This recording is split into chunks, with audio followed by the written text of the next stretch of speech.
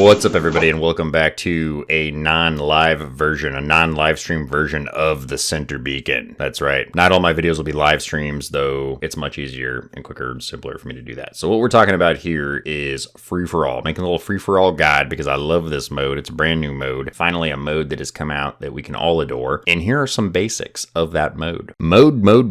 I'm just going to keep saying mode. For those of you who can read, feel free to skip ahead. Basically, what we have here is a 6-player everyone versus everyone mode. I like it. Less traffic. You can see the most kills get you the win. Ties are decided by top damage. So if you tie on kills, the most damage dealt is going to decide the victory. Kills get you the all-powerful tokens, and tokens let you bring your destroyed bots back. Kill streaks are awesome. They're juicy and delicious, and you want to be on one at all times because they give you a token multiplier. So the higher your kill streak, the more tokens you're earning every kill. Kill streak names include kill, double kill, triple kill, rampage, godlike, and Adrian Chong. If you run out of tokens or bots, you are out of the match. The most tokens at the end of the game reward honor points.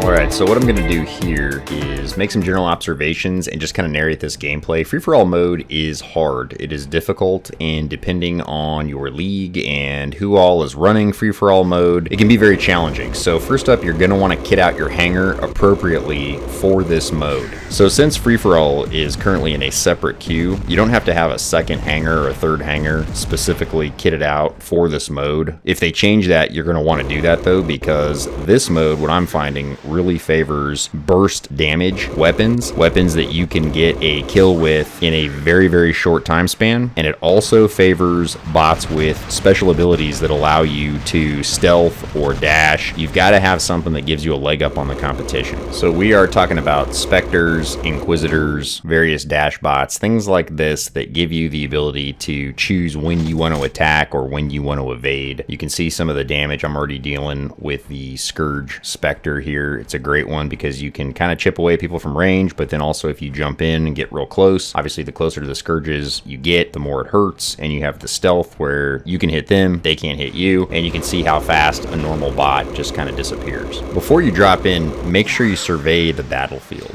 I did that in the beginning of this game, but I didn't really show it, but you're going to want to kind of peep around, see who drops what, and try to get an idea of what they're running. You're not going to be able to control your spawn point, but at least you can possibly drop a bot with weapons that are going to help you out, maybe against the first guy that you encounter. Now, I know some people are going to say, Center Beacon, I don't have all these weapons that you have. I know that's true. I totally get it. No problem. Terrans and Orkans work great in this mode. I run those all the time. The bots that I'm not running currently have those on there, so I have no problem switching to Terrans on like a Haiichi. Orkans on a Spectre are amazing. So don't sweat that too much. That's going to take time to work up to, but there are options out there for high burst, high DPS damaging weapons. Kind of like this Inquisitor jumping in on me with Thunders and Orkans works great. If you do have some Scourges or some Shock Trains though, I recommend having that for larger maps like Springfield because it can come in handy when you need to close the distance with somebody. It might take a long time to close to 300 or 350 meters if that guy's got Scourges on you the whole way. Shock Trains, interestingly enough, I am not the biggest fan of Shock Trains in this mode. They're very situational. They can be good, but because of the limited players on the field and the fact that there's usually only 1 or 2 players near each other at any given time, they're really not that effective. Can you use them? Absolutely, but this mode really kind of nerfs Shock Trains to a certain extent. I find things like Scourges and Embers, Dragoons even, far more effective. Obviously, the Ember is amazing. On an Inquisitor, you can jump in, you get the splash damage. That is also another great weapon. So Scourges, Embers, Orkans, Terrans, Thunders, things like this are amazing for this mode. Let's talk about the interface on this mode just a little bit. You can see at the top of the screen, right in the middle on either side of the clock,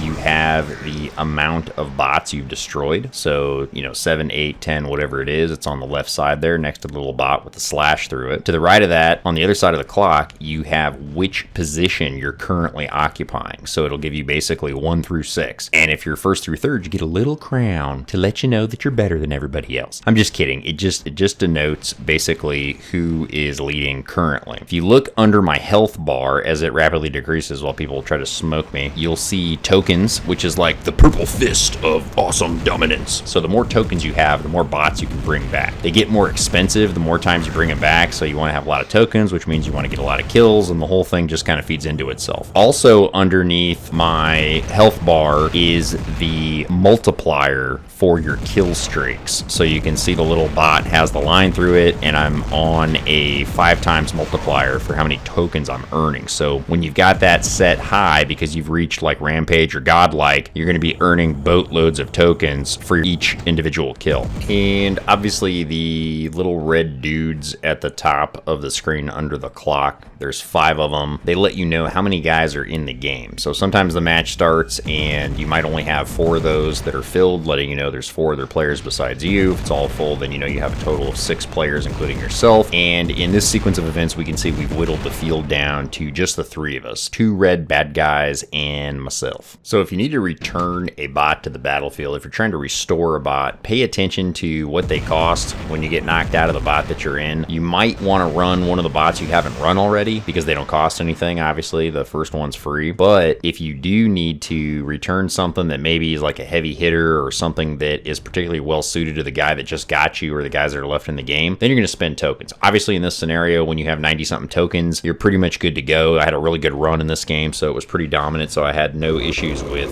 tokens. Didn't have to worry about balancing my checkbook to try to make ends meet here. But in some games, some much tougher games, I have had that problem where I've got to be really stingy with my tokens, because if you run out, you're going to be out of the game. If you don't have any bots left to put on the battlefield and you're out of tokens to return bots, then you're basically done prematurely, and I've done that several times too, having to sit out the end of the game, and it's not fun. However, if you're flush on tokens, then go ahead and keep bringing back that Quad Orkin Spectre or your Ember Inquisitor or whatever it is that's kind of making you money at that moment in time. Some other things I've found helpful to keep in mind are stalking. You really kind of want to stalk players who aren't paying attention and are hopefully engaged with someone else. Try to sneak into their fight and basically poach the kill. So kill stealing is rewarded in this mode. Your friends might frown on it in a cooperative mode, in say team deathmatch or domination or whatever it is, but here it's just you, baby. So kill all the steals, steal all the kills. So steal all the kills you possibly can, because that's what's going to get you the points and what's going to get you the win. Also in that same vein, try not to wound someone. I know it sounds strange because we normally try to pick up as much damage as we possibly can, but what you don't want to do is take a guy down by like 3/4 or almost all of his health and let someone else swoop in and steal your kill while you're on a reload. That's going to give them the point for the kill and you basically nothing. You get the damage, but it's only going to come into play if it's a tiebreaker for the win. Another little pro tip I have for you. Okay, semi-pro tip would be if you are stalking for a kill and you come up on, say, like a one-on-one engagement, there's 2 guys, they're duking it out, try to kill the one that is the greater threat to your type of bot. So if you're running like a Haiichi, and you've got just the Ansel shield and he's got like 27 Terrans mounted on his Spectre or whatever it is, kill that dude first so that when you take out the other guy, you're not left with the guy who has the perfect counter to what you're running. So get the guy who's the greater threat to you, leave the guy who is the lesser threat for last. Obviously this match was a massacre. I got off to a really quick start on this game, so that's another little tip for this mode, is try to get off to as quick a start as you can. Pick your best bot given the map that you're on, and try to start those kill streaks early and get that modifier going for the amount of tokens that you can get, and then you can play a little bit more aggressively when you have enough tokens in the bank to just keep bringing back awesome bots. So you can see here at the end of this match, this guy really has to come to me. He doesn't really have much of a chance of winning this thing. I'm going after him because I'm way up on tokens. I can bring back whatever I want. I don't know how many kills this guy had. When you're in this kind of position, it's just you and him. You can afford to be aggressive. So otherwise I'd be playing more defensively, but it doesn't really matter. So here's an example of the shock trains and why I don't really like them. For this particular engagement, he's got a bot with stealth, and so he has the ability to close with me. He can splash me.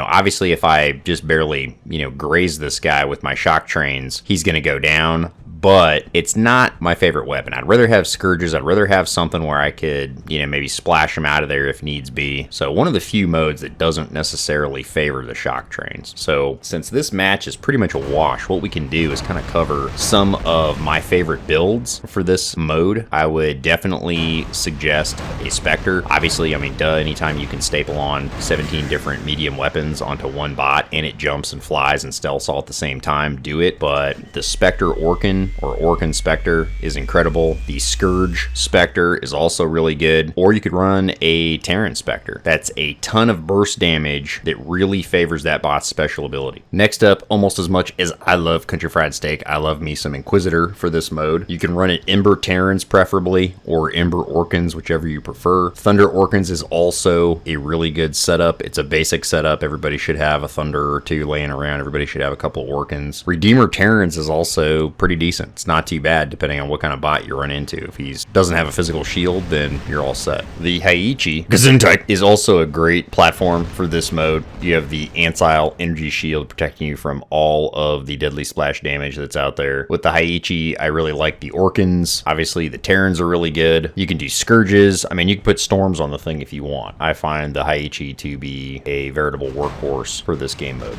And now let's quickly recap my best tips for the free-for-all mode. Center Beacon recommends bots with stealth. Duh. Yeah, so bots with stealth are pretty awesome because they allow you the sneak attack advantage. Burst damage weapons, Orkans, Terrans, Scourges, things that allow you to reduce flesh to melting goo as quickly as possible are great. Survey the map before you drop so you can see what the enemies are running. Don't wound, get kills. Be first so you can start your kill streak early. Stalk your prey and take advantage when they're not paying attention. And subscribe to the Center Beacon and never ever lose another game of War Robots. I'm just kidding about that last one. Or am I? That's all we have time for in this video. As always, I will see you next time at the Center Beacon.